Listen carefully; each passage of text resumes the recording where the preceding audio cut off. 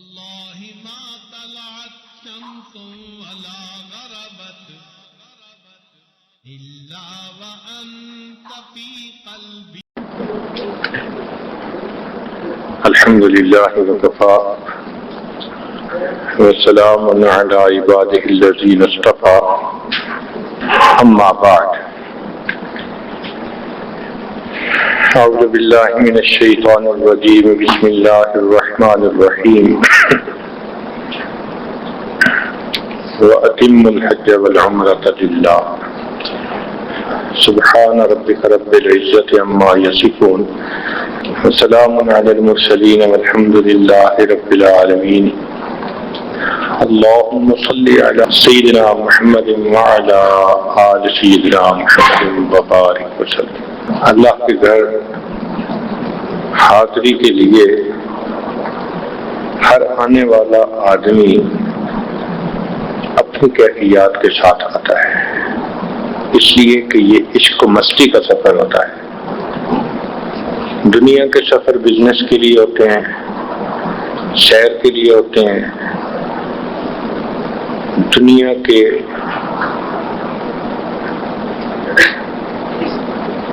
معاملات میں انجوائے کرنے کے لیے ہوتے ہیں، مگر ان کا تعلق جسم کے ساتھ. یہ جو حج اور عمرے کا سفر، اس کا تعلق روح کے ساتھ. یہ عشق و مستی کا سفر ہے جس میں کہ آنے والا اللہ کی محبت میں ڈوب کر اللہ کے گھر کی طرف آتا ہے. اسی لیے احرام باندھنا ضروری قرار دیا گیا کہ جب تم آ ہی اپنے محبوب سے ملنے کے لیے رہے ہو تو تمہیں دنیا کی زیب و زینت سے کیا سروکار ہے. یہ امیری اور غریبی کا فرق سب ختم. اب تم سب بندے ہو. آ گیا این لڑائی میں اگر وقت نماز، قبلہ روح ہو کے زمین بوس ہوئی قوم حجاز. ایک ہی صف میں کھڑے ہو گئے محمود و ایاز. نہ کوئی بندہ رہا نہ کوئی بندہ نواز. بندہ او صاحب و محتاج و غنی ایک ہوئے. تیری سرکار میں پہنچے تو سبھی ایک ہوئے. تو یہ اللہ کا در ایسا ہے کہ تیرے سرکار میں پہنچے تو سبھی ایک، سب کو ایک کر دیا. فرمایا یہ جو تمہارے لباس کا فرق ہے، سٹیٹس ہے، یہ اونچ نیچ، یہ تم پیچھے رکھ دو. سب احرام، ایک چادر لپیٹ لو، ایک چادر باندھ لو. یہ مردوں کا احرام. عورتوں کو کہا کہ تم جن کپڑوں میں لپٹی ہوئی ہو وہی تمہارا احرام ہے. بس اتنی کوشش کرو کہ کپڑا تمہارے چہرے سے نہ لگے. اب اس کا یہ مطلب نہیں کہ چہرے کا پردہ نہیں. پابندی یہ ہے کہ پردہ بھی رہے مگر چہرے پر کپڑا بھی نہ لگے. اور صحابیات بتاتی ہیں کہ ہم اس لیے کھجور کے پتوں سے بنا ہوا پنکھا سا ہوتا ہے وہ اپنے سر کے اوپر رکھ لیتی تھیں تاکہ ہماری چادر چہرے سے ذرا ہٹ کے رہے اور کپڑا چہرے کے ساتھ نہ لگے. تاہم پردہ تو رہتا تھا. جس پروردگار نے دور اپنے گھروں میں رہتے ہوئے عورت کو پردے کا حکم دیا تو جب اس نے اپنے گھر بلایا تو یہ کیسے ہو سکتا ہے کہ پردہ ہٹا دیا گیا؟ یہاں تو پردہ اور بھی زیادہ ضروری ہے.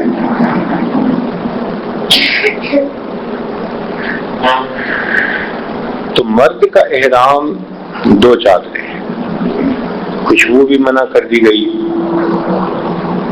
فرمایا کہ یہ تو زیب و زینت ہے.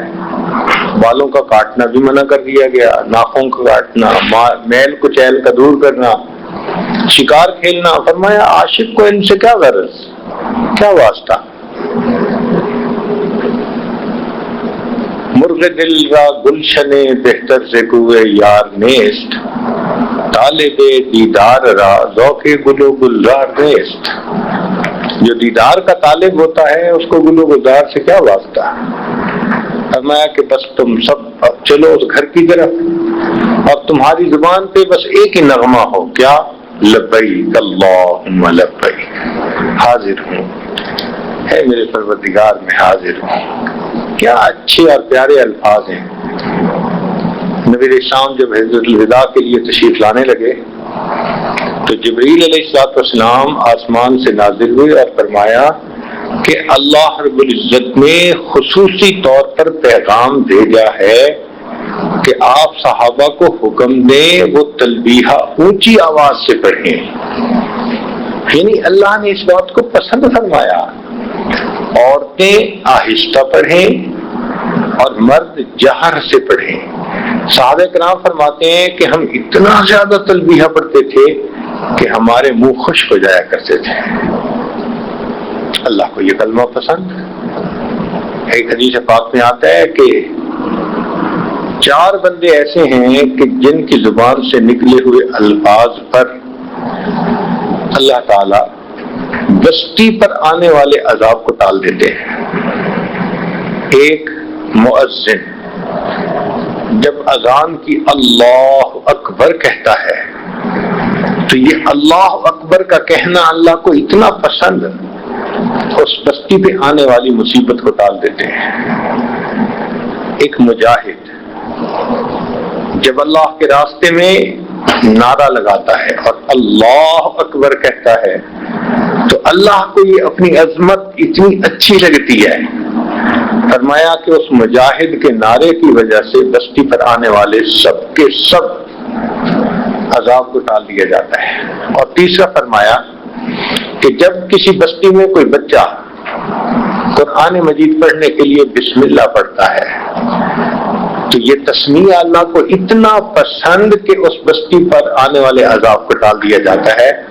اور چوتھی بات فرمائی کہ جب کوئی محرم احرام کی حالت میں لبیک اللہم لبیک یہ الفاظ کہتا ہے، اللہ کو یہ لبیک کا لفظ اتنا اچھا لگتا ہے، وہ بندے پر تو عذاب ٹالتے ہی ہیں، جس بستی میں وہ بندہ موجود ہو اس بستی پر آنے والے عذاب کو ٹال دیا جاتا ہے۔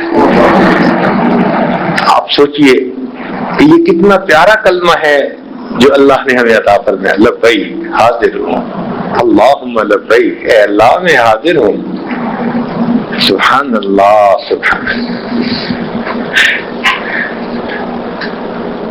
اب آنے والا یہاں آ کر اللہ کے گھر کا طواف کرتا ہے، سعی کرتا ہے، عمرے کے اعمال مکمل کرتا ہے۔ یہ جو ہے نا گھر کا طواف، یہ دیکھنے والے کو عجیب سا لگتا ہے کہ یہ کیا ہوا؟ جی ہاں، فطرت میں اس کی نشانیاں آپ دیکھیں، کہیں شمع جلائیں تو آپ دیکھیں گے کہ پروانے اس کے گرد آ کے گھومنا شروع کر دیں گے۔ اگر آپ غور کریں ساری مخلوق طواف کے عمل میں لگی ہوئی ہے، صرف انسان نہیں، ساری مخلوق۔ آسمانی مخلوق کو دیکھیں تو جتنے بھی سیارے ہیں وہ سورج کے گرد گھوم رہے ہیں۔ ہمارا جو شمسی نظام ہے اس نظام میں تمام سیارے، زمین، مریخ اور باقی جتنے بھی ہیں یہ سب کے سب سورج کے گرد گھوم رہے ہیں، یہ طواف کر رہے ہیں۔ اگر باریک اسکیل پہ چلے جائیں تو یہ زمین مادے سے بنی اور مادے کا جو بنیادی یونٹ ہے وہ ایٹم ہے، اور ایٹم کو اگر آپ دیکھیں تو اس میں بھی ایک نیوکلیس ہوتا ہے اور نیوکلیس کے گرد الیکٹران جو ہیں وہ گھوم رہے ہوتے ہیں۔ تو وہاں بھی طواف، چھوٹے سے چھوٹے یونٹ میں بھی طواف، اور اس ایٹم سے مل کر جو دنیا بنی، زمین بنی، تو زمین بھی طواف میں مشغول ہے۔ اور اگر اور غور کریں تو یہ جو سورج ہے یہ خود ساکن نہیں ہے، زمین کے حساب سے تو ساکن کہیں گے، لیکن جب دیکھیں گے گلیکسی کے حساب سے تو یہ بھی کسی گلیکٹک سینٹر کے گرد گھوم رہا ہے۔ ماشاءاللہ. اور اگر گلیکسی کو دیکھیں تو وہ اور کسی سینٹر کے گرد گھوم رہی ہے. تو یوں محسوس ہوتا ہے کہ کائنات کی ہر چیز ہی حالت طواف میں ہے. اللہ اکبر. جی ہاں. اب ذرا غور سے سنیے. یہ آج امریکہ میں تھا تو ایک دوست کہنے لگے کہ ایک اسپیس میوزیم کے اندر ڈاکومنٹری لگی ہوئی ہے, آپ کے پاس وقت فارغ ہو تو میں آپ کو لے جاؤں گا, دکھاؤں گا. پوچھا کیا؟ کہنے لگے ستاروں سے متعلق ہے. تو ہمیں خیال آیا کہ ہاں علم بڑھانے کے لیے اس کو دیکھیں گے. ویسے بھی مدارس میں فلکیات کا مضمون پڑھایا جاتا ہے, ہمارے اکابر نے اس پر کافی لکھا بھی ہے. چنانچہ دو تین علماء اور بھی تھے, ہم سب اسپیس میوزیم چلے گئے. ذہن میں خیال یہ تھا کہ بھئی نہ تو وہاں موسیقی, نہ وہاں کوئی غیر محرم عورت کا مسئلہ, ایک سائنسی چیز ہے ستاروں سے متعلق جو وہ دکھائیں گے, تو اس کو تو دیکھنا چاہیے علم بڑھانے کے لیے. اس کا نام انہوں نے رکھا ہوا تھا دی اسٹار, ڈاکومنٹری کا نام تھا دی اسٹار. اور ویسے بھی علماء نے لکھا ہے کہ مسلمانوں کو تو علم ہونا چاہیے نا سورج چاند ستاروں کا. اللہ تعالیٰ قرآن مجید میں فرماتے ہیں وَبِالنَّجْمِ هُمْ يَهْتَدُونَ, اور ستاروں سے وہ رہنمائی پاتے ہیں. جب وہاں گئے تو انہوں نے ایک پلینیٹیریم کے اندر دکھایا آسمان کے ستاروں کو, اور پھر اس کے انہوں نے مختلف نام بتائے. نام بتانے کے بعد انہوں نے کہا کہ دیکھو آئیڈیا یہ ہے کہ اگر کوئی بندہ سمندر میں راستہ بھول جائے تو سمندر میں تو چاروں طرف پانی, کچھ پتہ نہیں چلتا کہ کہاں رخ ہے کہاں نہیں ہے. تو ایسے میں وہ آسمان کے ستاروں کو دیکھ کر سمت کو بھی متعین کر لے اور وقت کا بھی تعین کر لے کہ یہ وقت ہو چکا ہے. یہ دو چیزیں بڑی اہم ہیں. یا کسی کو دشمن نے کسی جنگل میں جا کے ڈال دیا, صحرا میں ڈال دیا جہاں چاروں طرف ایک جیسی ریت ہے, تو وہ آسمان کے ستاروں سے رہنمائی پا سکتا ہے, ڈائریکشن کا پتہ کر سکتا ہے. چنانچہ انہوں نے بتایا کہ دیکھو یہ ستارے یہاں ہوتے ہیں تو پھر اتنا وقت ہو جاتا ہے, یہاں ہوتے ہیں تو اتنا. وہ باتیں سن کے مجھے خیال آیا کہ ہاں جب ہم چھوٹے تھے تو ہمارے والد صاحب رات کو تہجد میں اٹھتے تھے نا, تو آسمان کی طرف بار بار دیکھا کرتے تھے. اس زمانے میں گھڑیاں کم لوگوں کے پاس ہوتی تھیں, بڑے بوڑھوں کے پاس گھڑیاں نہیں ہوتی تھیں. وہ کیا کرتے تھے کہ آسمان کو دیکھ کر اندازہ لگاتے تھے کہ اب صبح کاذب ہو چکی اور اب صبح صادق ہو چکی. تو میں بھی اپنے والد صاحب سے پوچھتا تھا تو وہ بھی بتاتے تھے کہ دیکھو یہ ستارے ایسے ہیں, یہ کھچیاں ہیں, یہ ترنگڑ ہے, یہ فلاں ہے, ایسے نام رکھے ہوئے تھے انہوں نے. یہ جب یہاں ستارے ہوتے ہیں تو اس وقت اتنا وقت ہو جاتا ہے. تو جو کچھ ہمارے بزرگ اپنی زبان میں ستاروں کو نام دے کر سوچتے تھے, انہوں نے سائنسی نام دے کر بالکل وہی باتیں کر دی. لیکن آخر پر ایک بات انہوں نے عجیب کہی. کہنے لگے کہ اکثر لوگ سوچتے ہیں کہ آسمان کے کچھ ستارے ساکن ہیں اور کچھ ستارے متحرک ہیں. یہ غلط فہمی ہے. آسمان کے سارے ستارے متحرک ہیں.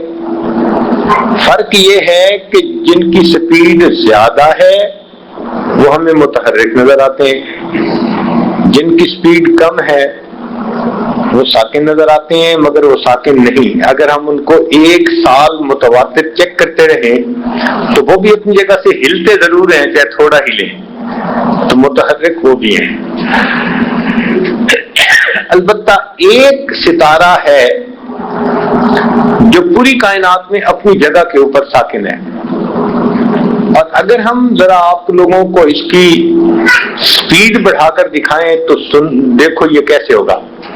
اس کے بعد جو انہوں نے ریل چلائی اور ستاروں کی سپیڈ ذرا بڑھائی تو ہم نے دیکھا کہ ایک ستارہ سینٹر میں ایک جگہ تھا اور اس کے گرد سارے کھربوں کھرب ستارے گھوم رہے تھے، سب کے آربٹ بنے ہوئے تھے۔ جب میں نے دیکھا تو اسی وقت میرے ذہن میں یہ بات آئی تو میں نے ساتھ ایک عالم بیٹھے ہوئے تھے، ان سے کہا کہ دیکھو حدیث پاک میں آتا ہے کہ ایک کعبہ آسمانوں پر بھی ہے، اس کو بیت المعمور کہتے ہیں، اور وہ فرشتوں کا کعبہ، آسمان کے فرشتے سارے اس کے گرد طواف کرتے ہیں، اور ایک زمین پر ہے کعبہ۔ یہ دونوں اس طرح اوپر نیچے ہیں کہ اگر بیت المعمور سے کوئی پتھر فرض کرو پھینکیں تو وہ زمین پہ جہاں آ کر گرے گا وہ بیت اللہ کی جگہ ہوگی، بالکل اوپر نیچے۔ تو گویا جو تجلیات بیت المعمور پر اتر رہی ہیں وہی تجلیات بیت اللہ پر اتر رہی ہیں۔ یہ گویا نور کا ایک ستون ہے جو عرش سے لے کے نیچے فرش کے نیچے تک ہے، تحت الثری تک ہے، اور اسی میں بیت اللہ معمور بھی ہے اور اس کے نیچے زمین پر بیت اللہ بھی ہے۔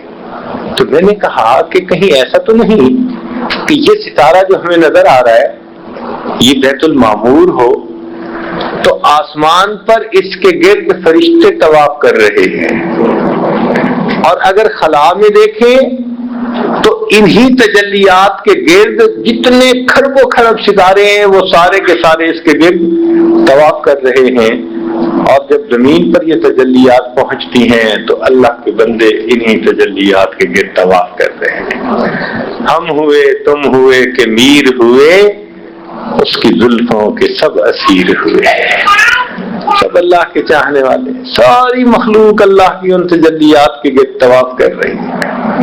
عالم طواف میں ہے دنیا ہر وقت۔ ہمیں بھی اللہ نے توفیق دی کہ یہاں آ کر اس سسٹم کا حصہ بننے کی ہمیں توفیق مل گئی۔ چنانچہ یہاں کی عبادات میں طواف سب سے زیادہ اہم عبادت ہے۔ اللہ تعالیٰ کی 120 تجلیات نازل ہوتی ہیں، رحمتیں ہر وقت نازل ہوتی ہیں، جن میں سے زیادہ تجلیات طواف کرنے والوں کے اوپر نازل ہو رہی ہوتی ہیں۔ یہ طواف ایک ایسی عبادت ہے کہ جو اور دنیا میں کہیں ممکن نہیں۔ چنانچہ ایک شخص نے کوئی قسم اٹھا لی کہ میں اس کو اس طرح پوری کروں گا کہ ایسی عبادت کروں گا جو دنیا میں کوئی بھی نہ کر رہا ہو۔ اب جب بات پوری ہو گئی تو اسے سمجھنے لگے کہ میں کیا کروں، تو بالآخر امام اعظم رحمۃ اللہ کے پاس آیا کہ حضرت میں نے تو ایسی قسم اٹھا لی تھی، کیا کروں؟ فرمان لگے تم جاؤ اور حرم میں لوگوں کی محنت کرنا کہ وہ تھوڑی دیر کے لیے رک جائیں اور تم اکیلے طواف کرنا۔ جب تم طواف کر رہے ہوگے یہ ایسی عبادت ہے کہ گارنٹی کی جا سکتی ہے کہ دنیا میں یہ عبادت اور کہیں نہیں ہو رہی۔ اللہ، یہ عبادت یہیں رکھتی ہے، اور یہ عبادت صرف انسان ہی نہیں کرتے، سبحان اللہ، اللہ کی دوسری مخلوق بھی کرتی ہے۔ چنانچہ ہم نے کئی مرتبہ ابابیلوں کو دیکھا، چھوٹی چھوٹی چڑیاں ہوتی ہیں، آپ شام کو ذرا بیٹھ کر دیکھیں وہ بھی آ کے بیت اللہ کی جیسے تجلیات کے گرد گھوم رہی ہوتی ہیں۔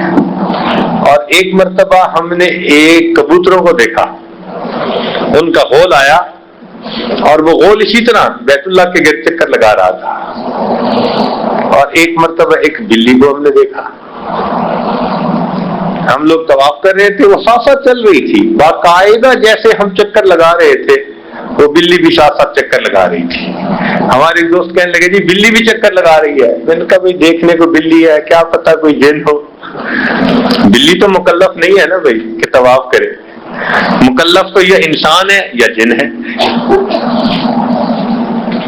تو ہم تو یہی سوچ سکتے ہیں کہ بھئی جن اس شکل میں آ کے وہ بھی طواف کر رہا ہوگا۔ بہرحال طواف کر رہے ہیں، اللہ اکبر کبیرہ۔ یہ طواف ہر وقت ہو رہا ہے، حتیٰ کہ بارش کا وقت ہوتا ہے تو اس وقت بھی طواف رکتا نہیں ہے۔ بس فرض نماز جب پڑھی جاتی ہے تو چونکہ وقت کی نماز سب سے اعلیٰ عبادت، وقت کا امر اہم، اس لیے اس وقت اس کو موقوف کرتے ہیں اس کے بعد تراویح کی نماز ہو رہی ہوتی ہے، طواف پھر بھی چل رہا ہوتا ہے، دن رات صبح شام ہر وقت طواف۔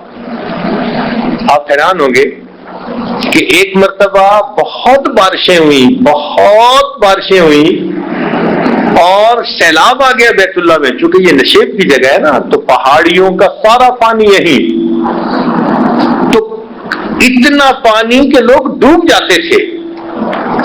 این اس وقت جب اتنا پانی تھا بیت اللہ کے گرد کے بیت اللہ کا دروازہ تک ڈوب گیا تھا، اللہ نے اپنے ایسے بندے بھیج دیے جو اس وقت تیر کر بیت اللہ کا طواف کرتے رہے۔ جتنے دن پانی رہا تیر کے تو لوگ طواف کرتے رہے، طواف چلتا رہا۔ سبحان اللہ، واہ میرے مولا، کیسی آپ کی عبادت ہے۔ ایک شمع جلا دی ہے اور اس شمع کے گرد پروانے ہر وقت محو طواف میں ہے۔ اللہ اکبر کبیرہ۔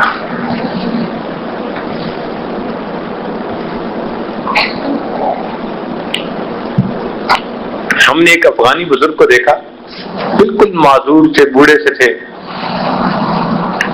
وہ ویل چیئر پر بیٹھے ہوتے تھے اور سر جھکا ہوا ہوتا تھا، ان کا کام سارا دن طواف، حتیٰ کہ اب وہ ویل چیئر پہ بیٹھے تو ویل چیئر تو کوئی چلائے تو کوئی ایک طواف کرواتا، دو طواف کرواتا، تین طواف کرواتا، اب دو طواف میں 14 چکر، تین طواف کے 21 چکر، تو لوگ تھک جاتے تھے، ایک چھوڑتا تھا دوسرا ان کی ویل چیئر لے لیتا تھا، تیسرا لے لیتا تھا، چوتھا لے لیتا تھا۔ ہم نے دیکھا کہ کئی مرتبہ کوئی مرد چلانے کے لیے نہیں تو اللہ نے کسی عورت کے دل میں بات ڈال دی، وہ بڑکے والی عورت ان کی ریڑھی دھکیل رہی ہوتی اور ان کو طواف کروا رہی ہوتی، اور کئی دفعہ بچے ان کی ریڑھی دھکیل رہے ہوتے، اور ایسا بھی دیکھا کہ جب کوئی بھی ان کی ریڑھی دھکیلنے والا نہ ہوتا تو ہم نے پولیس والوں کو دیکھا وہ ان کو طواف کروا رہے ہوتے تھے۔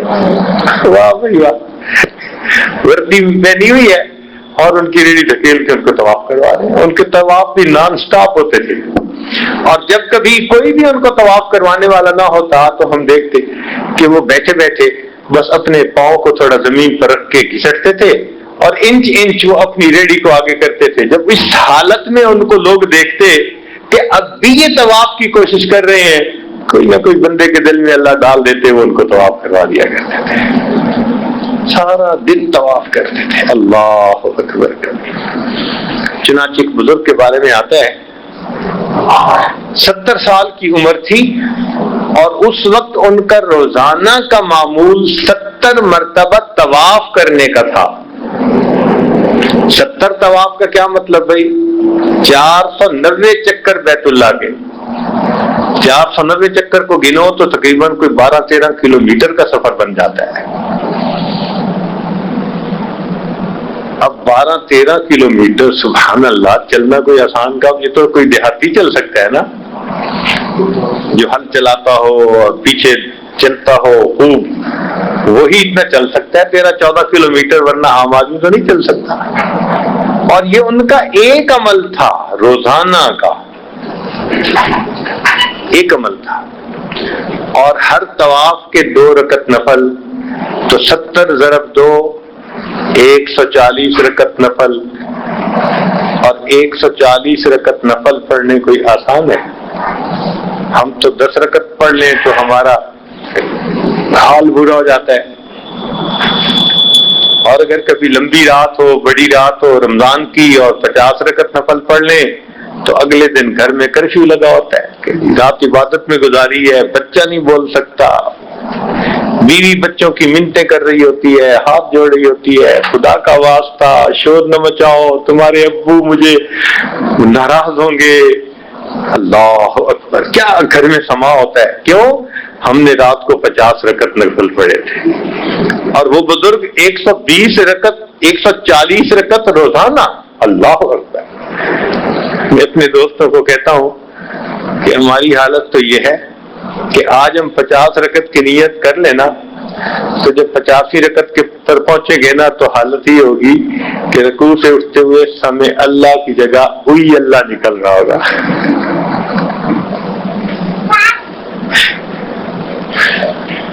اور واقعی ایسے، اور وہ بزرگ 140 رکعت روزانہ، اور یہ ان کا ایک عمل تھا، باقی روز کی عبادت اس کے علاوہ تھی۔ اللہ،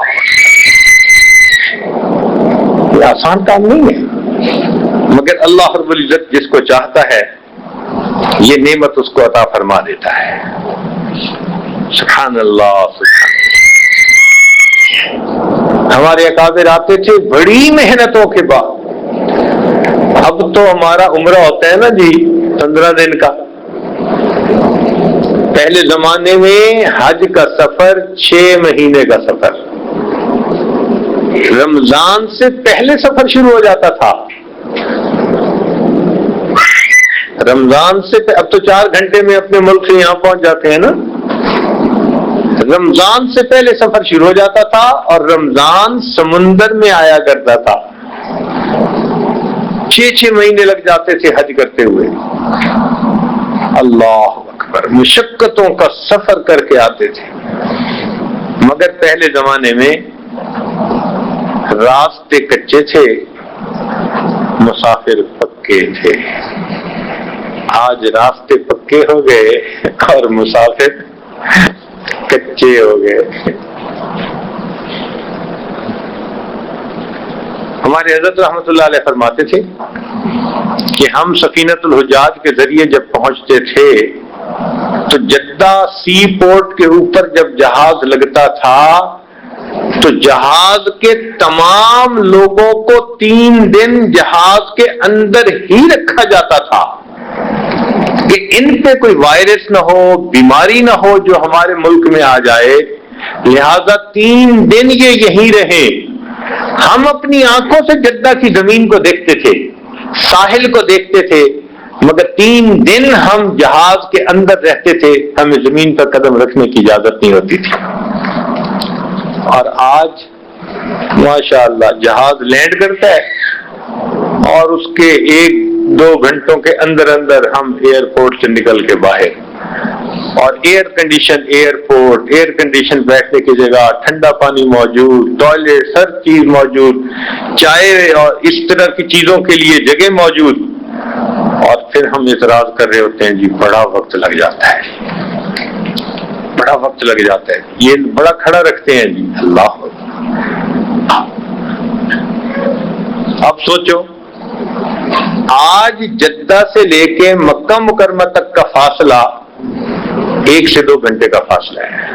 عام حالات میں 1 سے 2 گھنٹے میں یہاں پہنچتے ہیں، نہیں، پہلے وقتوں میں جدہ سے لے کے مکہ مکرمہ تک کا فاصلہ 3 دن کا فاصلہ ہوا کرتا تھا۔ یہ تقریباً کوئی 60 میل کے قریب جگہ بنتی تھی، اور 20 میل کا سفر اونٹوں پہ روزانہ ہوتا تھا، اور ہم تو بالکل سیدھی پلین روڈ کے اوپر چل کے آتے ہیں نا۔ یہ پہاڑیوں کو کاٹ کر ایسا بنایا گیا، جب پہاڑیاں موجود تھیں تو پہاڑ کے اوپر چڑھتے تھے اور دوسری طرف سے نیچے اترتے تھے، اور اگر کرو فلائٹ دیکھیں تو چند میٹر کا فاصلہ طے ہوتا تھا۔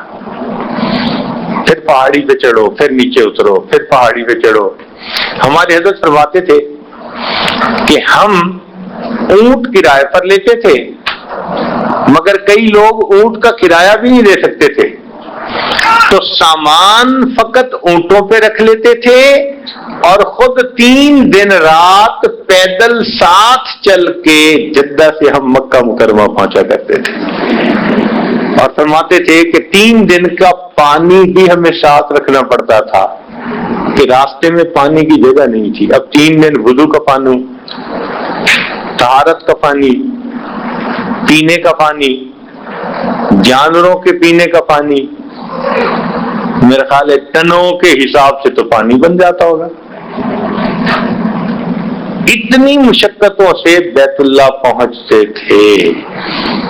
اللہ اکبر کبیرہ۔ لیکن چونکہ اللہ کی محبت دل میں ہوتی تھی، تقویٰ تھا، اس لیے ان کا بیت اللہ پہنچنا ان کے لیے عید ہوا کرتی تھی۔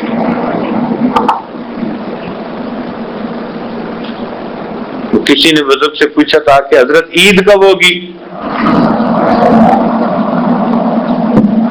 حضرت عید کب ہوگی؟ انہوں نے جواب میں فرمایا بھائی جب دید ہوگی تب عید ہوگی، جب محبوب کی دید ہوگی تب عید ہوگی۔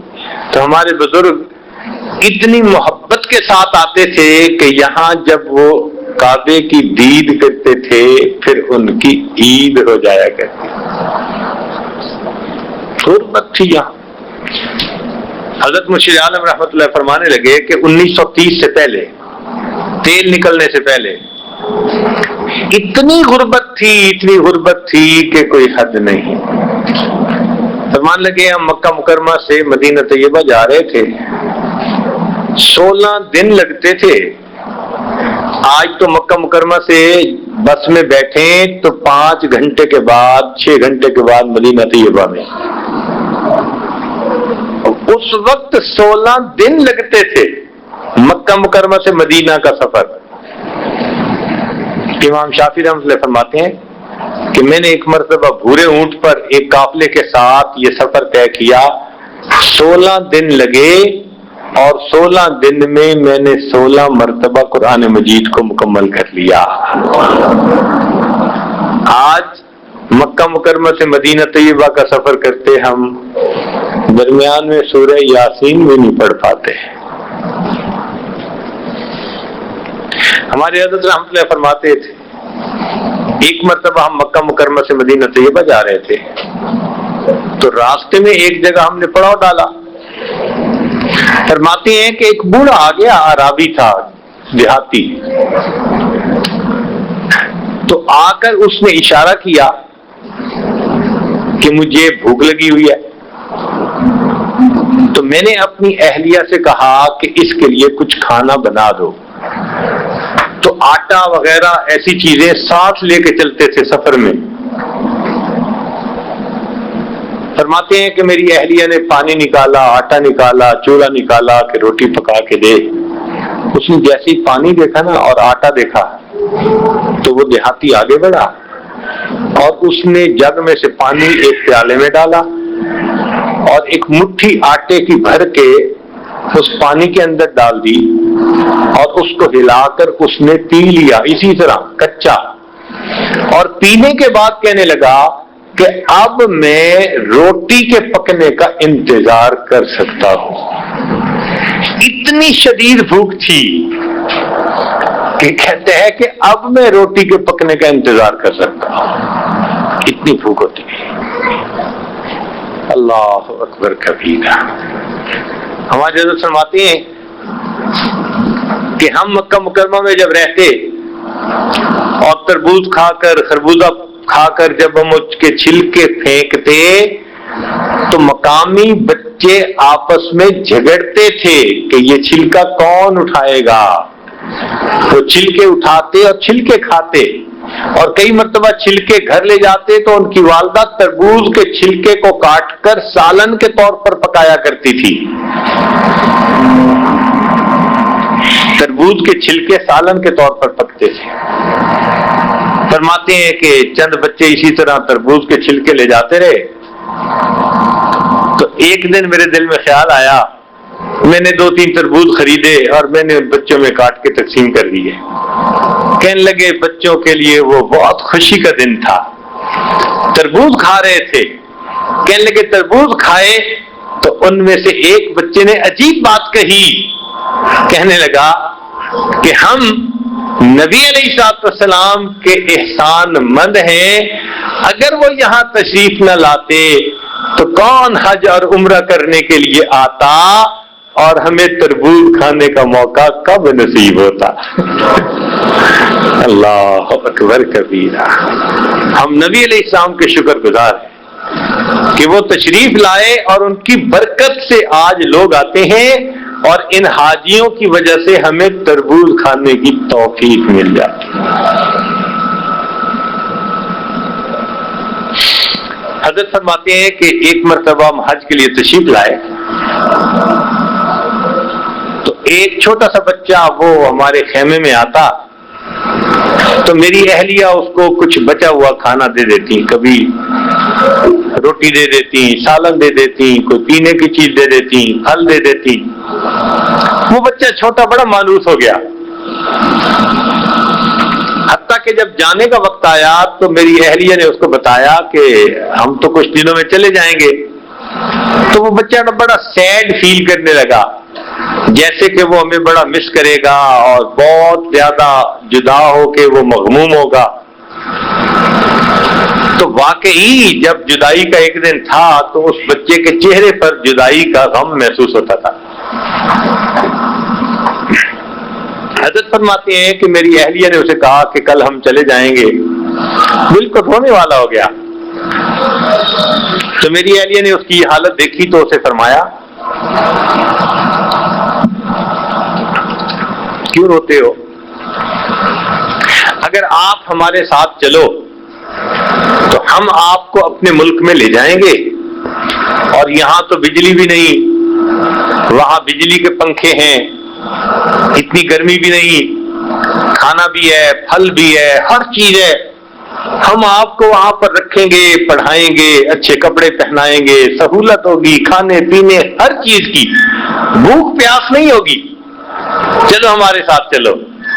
تو جب میری اہلیہ نے اس کو یہ کہا، بڑی غور سے وہ ساری باتیں سنتا رہا. تو اہلیہ نے کہا کہ پھر ہمارے ساتھ چلو گے؟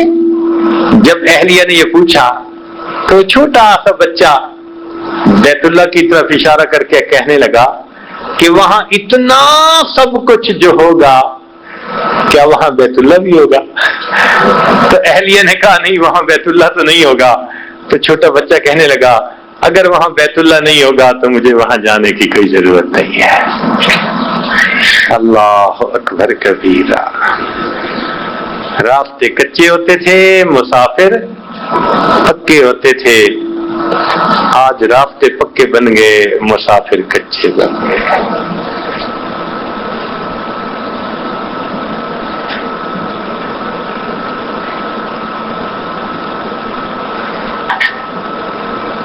تو ہم بھی یہاں آ کر اس وقت کی اہمیت کو پہچانیں اور اللہ سے مانگیں. جو نعمت مانگیں گے اللہ رب العزت سے ملے گی. زندگی کا بہترین وقت گزار رہے ہیں یہاں. سالم بن عبداللہ ایک بزرگ تھے، ان کے بارے میں آتا ہے کہ وہ طواف کر رہے تھے، حاکم میں وقت آ گیا. حاکم میں وقت ان کو ملا اور کہنے لگا جی کہ کوئی کام میں آپ کر سکتا ہوں تو what can I do for you؟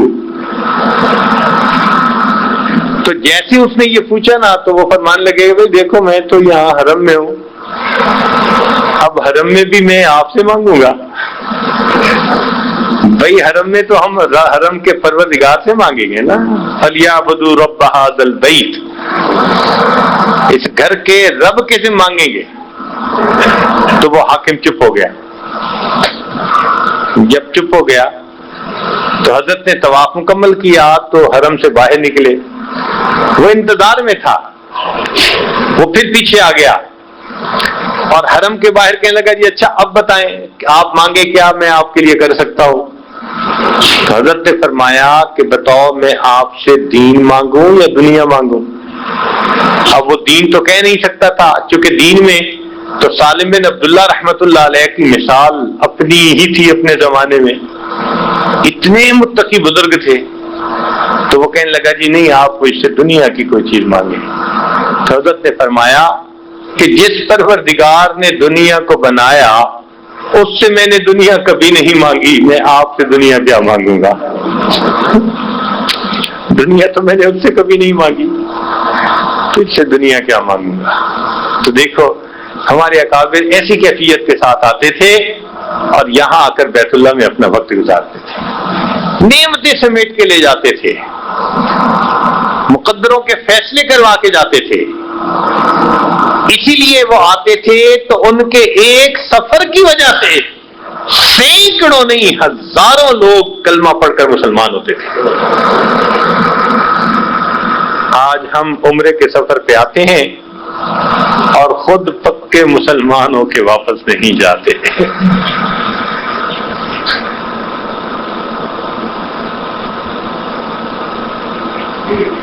کعبہ بھی گئے پر نہ گیا عشق بتوں کا، کعبہ بھی گئے پر نہ گیا عشق بتوں کا، زمزم بھی پیا پر نہ بجھی آگ جگر کی۔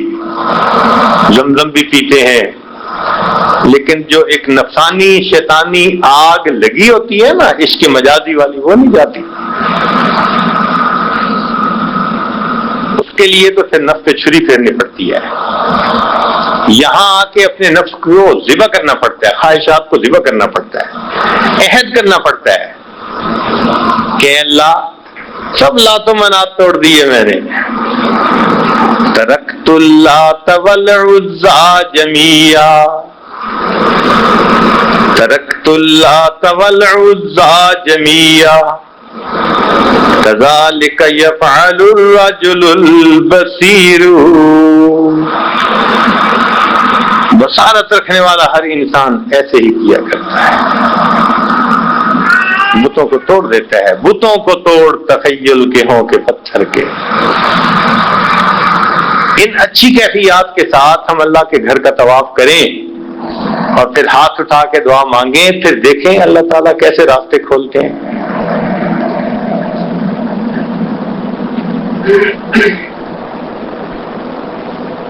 دن میں طواف کریں، رات میں طواف کریں۔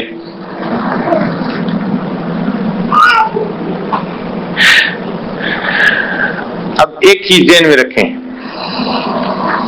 کہ طواف دائیں طرف سے بائیں کی طرف کیا جاتا ہے،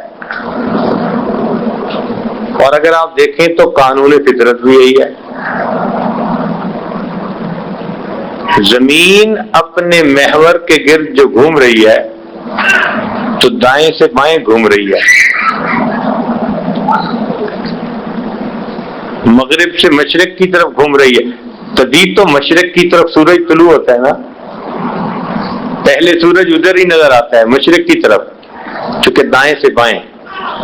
نبی علیہ الصلوۃ والسلام نے بھی فرمایا کہ ہر اچھے کام کو دائیں طرف سے شروع کرو، اور اسی لیے اگر مجلس میں بہت سارے لوگ ہوں تو جو سرے حلقہ ہے اس کو پہلے پانی پلاؤ اور پھر اس کے دائیں طرف سے سب کو پلانا شروع کرو۔ اللہ تعالیٰ یمین کو پسند فرماتے ہیں۔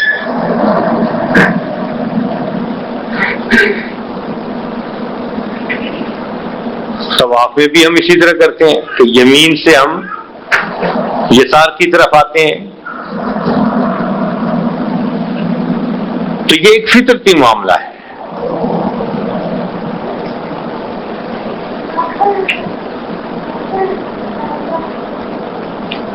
ایک بات اس میں اور ذہن میں رکھیے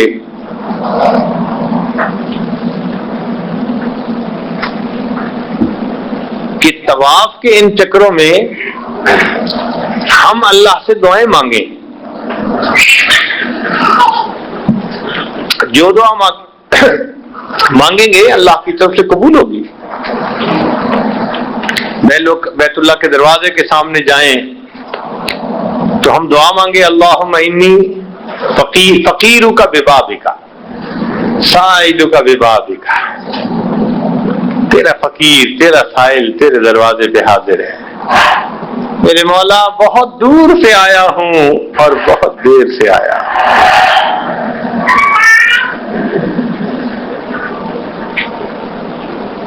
گر پڑ کے یہاں پہنچا، مر مر کے اسے پایا، گر پڑ کے یہاں پہنچا، مر مر کے اسے پایا، چھوٹے نہ الہی اب سنگے در جان آنا۔ اس در کو پکڑا ہے اے اللہ، اب اس در کو چھوڑنا طبیعت گوارا نہیں کرتی، تیرے در پہ ہی جھکیں گے، تم ہی سے مانگیں گے تم ہی دو گے، تمہارے در سے ہی لو لگی ہے۔ تو ہم اللہ رب العزت کے گھر میں ہیں، طواف کریں اور اللہ سے مانگیں، اور طواف کے دوران اپنی نگاہ کی حفاظت، نیچے دیکھیں حتیٰ کہ غیر محرم کے کپڑے پر بھی نظر نہ پڑے، اس کے جسم پہ نظر پڑنا یا چہرے پہ نظر پڑنا تو بہت دور کی بات، کپڑے پہ بھی نظر نہ پڑے۔ اس طرح ہٹ کٹ کے طواف کریں خاص کیفیت میں اللہ کی طرف۔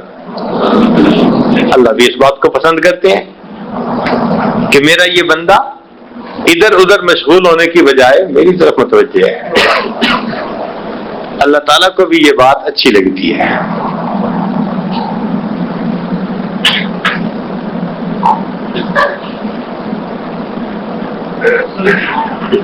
ایک خیال کبھی کبھی ذہن میں شروع میں آتا تھا کہ شریعت نے مرد اور عورت کی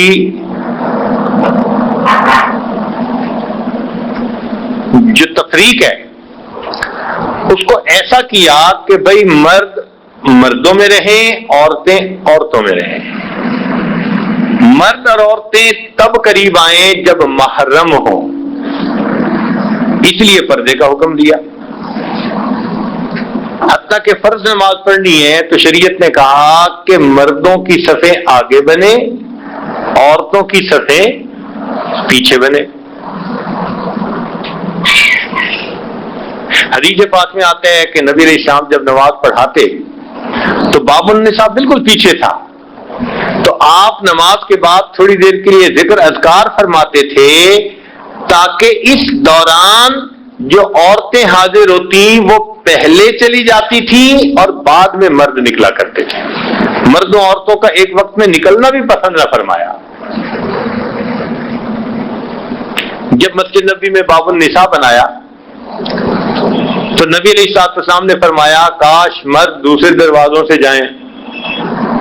عبداللہ ابن عمر رضی اللہ عنہ نے یہ بات سن لی، فرماتے ہیں کہ اس کے بعد پوری زندگی عام وقت میں بھی اگر باب النساء قریب ہوتا میں باب النساء سے نہیں گزرتا تھا کہ میرے آقا نے کہہ دیا مرد دوسرے دروازوں سے داخل۔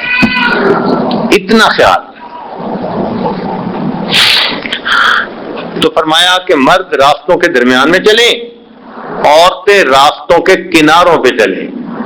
صحابیات فرماتی ہیں ہمیں اگر گلی میں سے گزرنا ہوتا تو ہم گلی کے اتنا کنارے پہ چلتی کہ ہمارے برقے چادروں کے کپڑے دیوار کے ساتھ پھنس جایا کرتے تھے، یعنی اتنا دیوار کے قریب سے ہو کے گزرتی تھی، مرد الگ عورتیں الگ۔ اب جب یہ اصول ہے پوری شریعت میں تو یہی اصول طواف میں بھی ہو سکتا تھا۔ مردوں کو کہہ دیا جاتا تمہارا طواف دن میں، عورتوں کو کہہ دیا جاتا بالفرض تمہارا طواف رات میں، قصہ ختم۔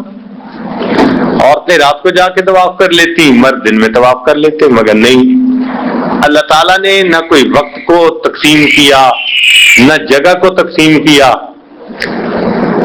بس نماز کا وقت نہ ہو، اگر فرض نماز ہے تو پھر نماز افضل، ورنہ اس کے سوا ہر وقت عورت بھی چاہے طواف کر سکتی ہے، مرد بھی چاہے۔ گو کو کہاں نے لکھا ہے کہ عورت کنارے پر کرے مرد اندر کرے، مگر طواف تو ہر وقت ہی ہو سکتا ہے نا، مرد کرے یا عورت کرے۔ تو یہاں آ کر یہ الگ الگ کیوں نہیں کیا گیا؟ کئی دفعہ ذہن میں یہ سوال آتا تھا، تو پھر جا کے بات حقیقت سمجھ میں آئی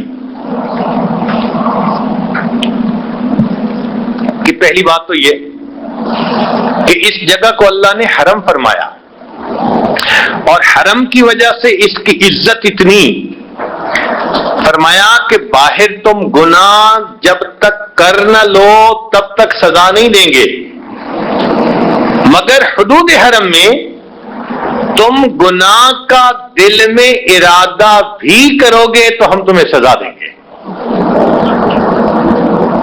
ایک تو پابندی سخت کر دی، وَمَن يُرِدْ فِيهِ بِإِلْحَادٍ بِظُلْمٍ نُذِقْهُ مِنْ عَذَابٍ غَلِيظٍ۔ اور دوسری بات، اصل میں اللہ تعالیٰ یہ چاہتے تھے کہ مرد بھی ہیں عورتیں بھی ہیں، میرے گھر کا طواف کرنے کے لیے آئے ہیں، تو اب یہ اتنا میری محبت میں ڈوب کر طواف کریں کہ ان کو ایک دوسرے کی طرف دھیان ہی نہ رہے۔ رخ زیبا کے آگے شمع رکھ کر وہ یہ کہتے ہیں رخ زیبا کے آگے شمع رکھ کر وہ یہ کہتے ہیں ادھر آتا ہے یا دیکھیں ادھر جاتا ہے پروانہ. اللہ رب العزت نے بھی یہی معاملہ کر دیا. فرمایا کہ آؤ ذرا میں دیکھنا یہ چاہتا ہوں کہ دل اٹکا کہاں ہے, مخلوق میں یا خالق میں. میری محبت کے دعوے کر کے آئے, میری محبت کے متلاشی بن کے آئے, اب میرے گھر میں آ گئے ہو نا, اب میں تمہیں ٹیسٹ کرتا ہوں, آؤ ذرا طواف کرنے, اکٹھا طواف کر کے دکھاؤ. لیکن ایسے بھی اللہ کے بندے ہوتے ہیں کہ طواف میں جب جاتے ہیں مرد اپنی مردانگی بھول جاتے ہیں, عورتیں نسوانیت بھول جاتی ہیں. ہم نے دیکھا طواف کے دوران مرد بھی ہچکیاں لے کے روتا ہے, عورت بھی رو رہی ہوتی ہے, مرد بھی آنسو بہا رہا ہے, عورت بھی آنسو. اس نے بھی کہا یا رب یا رب, اس نے بھی کہا یا اللہ یا اللہ. جب دونوں تڑپ تڑپ کے اللہ سے مانگتے ہیں, اللہ فرشتوں کو منظر دکھاتے ہیں. تم تو کہتے تھے یہ جائیں گے فساد مچائیں گے, خون بہائیں گے, میرے ان بندوں کو بھی دیکھ لو, مرد بھی تو ہیں, عورتیں بھی ہیں, ان کے جسمانی تقاضے بھی ہیں, نفس ایک دوسرے کی طرف متوجہ بھی کر سکتا ہے, مگر نہیں, اب مرد اپنی مردانگی بھول گیا, عورت نسوانیت بھول گئی. میری محبت نے ایسے غلبہ پا لیا, سب میری محبت میں متوجہ میری طرف ہیں, مجھے ہی پکار رہے ہیں. دیکھو مرد بھی میری محبت میں رونے والے, عورتیں بھی میری محبت میں رونے والی, یہ میرے عشاق کا مجمع ہے. سمجھ آ گئی ایک دوسرے کی محبتیں بعد کی بات تھی, اصل میری محبت تھی جو دلوں پر غالب تھی. اور یہاں آ کے اس نے بتلا دیا. اللہ تعالیٰ اس منظر کو شاید فرشتوں کو دکھاتے ہوں گے, فرشتوں کو دکھانا تھا. بشر ایسے بھی ہوتے ہیں, میرے ایسے بھی تو بندے ہوتے ہیں, آنکھ اٹھا کر دیکھنا چاہیں دیکھ سکتے ہیں. آنکھ جھکی ہوئی ہے, پرنم ہے, دل اللہ سے جڑا ہوا ہے, پکار رہا ہے اور اللہ سے معافیاں مانگ رہا ہے. رب اغفر رب اغفر. اللہ فرماتے ہیں ان کو اتنا تو پتا ہے کوئی ان کا پروردگار ہے. جب میرے بندے اس محبت کے ساتھ میرے گھر کا طواف کر رہے ہیں, میں ان بندوں کی اس محبت کو قبول کر کے ان بندوں کے پچھلے سب گناہوں کو معاف فرما دیتا. یہ طواف کا عمل عجیب عمل ہے. پہلے زمانے میں بات سمجھنی مشکل تھی, آج کے زمانے میں سمجھنی آسان ہو گئی. وہ کیسے؟ پہلے عورتیں کپڑے ہاتھ سے دھویا کرتی تھیں, صابن لگاتی تھیں یا شیمپو ڈالتی تھیں اور اس کو دھویا کرتی تھیں. آج کل واشنگ مشین آ گئی. واشنگ مشین کیا ہوتی ہے؟ میلے کچیلے گندے کپڑے آتے ہیں, اس کو واشنگ مشین میں ڈال دو, پانی بھی آ جاتا ہے, اس میں صابن بھی پڑ جاتا ہے, چند چکر لگوا کے ساری میل نکال کے اس کو باہر کر دیتے ہیں. آج بات سمجھ میں آئی, والا تو نے میلے دلوں کے لیے, تو نے گناہوں سے آلودہ دلوں کے لیے ایک روحانی واشنگ مشین ایسی بنا دی. میرے بندو لچھڑے دلوں کو لے کے آؤ گے, تم اپنے آلودہ دلوں کو لے کر آؤ گے. میرا گھر یہ روحانیت کی ایسی واشنگ مشین ہے, میں تمہیں طواف میں جب ڈالوں گا بس 7 چکر لگوا کے سب گناہوں کو دھو کے صاف دلوں کو باہر نکال دوں گا. اللہ اکبر کبیرہ. اللہ رب العزت ہمیں صحیح محبت کے ساتھ اچھے انداز سے طواف کرنے کی توفیق عطا فرمائے. وآخر دعوانا ان الحمدللہ رب